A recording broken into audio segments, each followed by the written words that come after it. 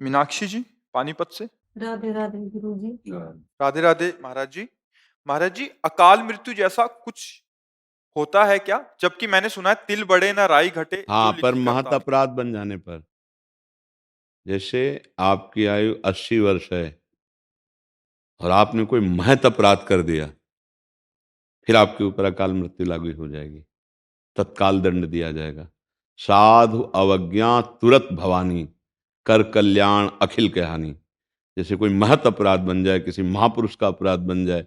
महत अपराधों में जैसे पुत्री है, अपने द्वारा पोषित है, पूज्य है, और अगर उसका किसी तरह से अभद्र व्यवहार या माता पिता के द्वारा ऐसे, तो बहुत से ऐसे महत अपराध हैं जो तत्काल आयु श्री कीर्ति उनको तत्काल नष्ट कर देते हैं, फिर वो अकाल मृत्यु को प्राप्त हो जाएगा।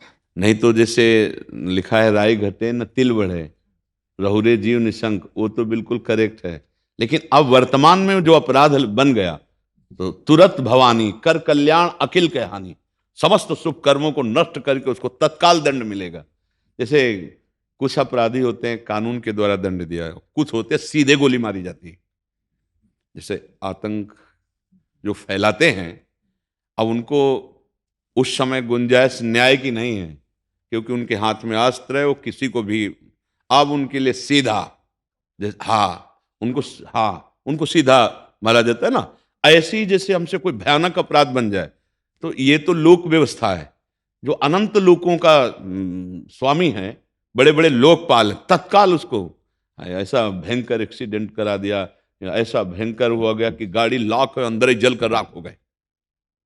अब ये सुकृत नष्ट हो गए, भारी पाप बन गए, उनका कष्ट भोगना पड़ रहा है। और अगर अकाल मृत्यु का योग ना होता तो उसकी चर्चा ना होती ना। फिर अपने आप पूरी आयु की मृत्यु की बात आई तो शास्त्रों में अकाल मृत्यु की बात ही क्यों आती? तो अकाल मृत्यु आती महत अपराध बन जाने पर, तत्काल आपके सुकृत नष्ट हुए, आपको योग बनेगा और आप नष्ट हो जाएंगे। यद्यपि आपकी आयु थी कि आप 80 साल जीते, पर आपने भयंकर अपराध कर दिए, आपकी आयु छीन हो गई, आपकी कीर्ति नष्ट हो जाएगी, आपका स्त्री नष्ट हो जाएगा, वैभव नष्ट हो जाएगा, ऐसा होता है। वो फिर मृत्यु को तत्काल, अब जैसे अकाल मृत्यु जैसा कोई अपराध बन गया और बनने वाला और हमारी होने वाली, अब हम भगवान का चरणामृत, भगवान के आश्रय नाम तो कट सकता है।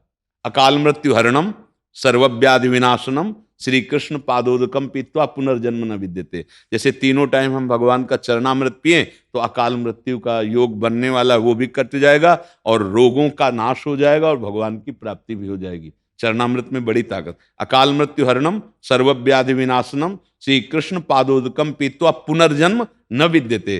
तो ऐसा भी है, अगर अकाल मृत्यु ना होता तो इस श्लोक में कैसे आता? अकाल मृत्यु हरणम मतलब अकाल मृत्यु होती है पर उसका हरण हो सकता है। भगवान का नाम जप करो, तीनों समय भगवान का चरणामृत पियो तो अकाल मृत्यु का अपहरण हो जाएगा।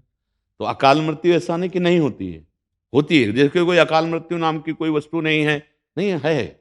आपके द्वारा अगर महत अपराध बन गए तो फिर ऐसा है।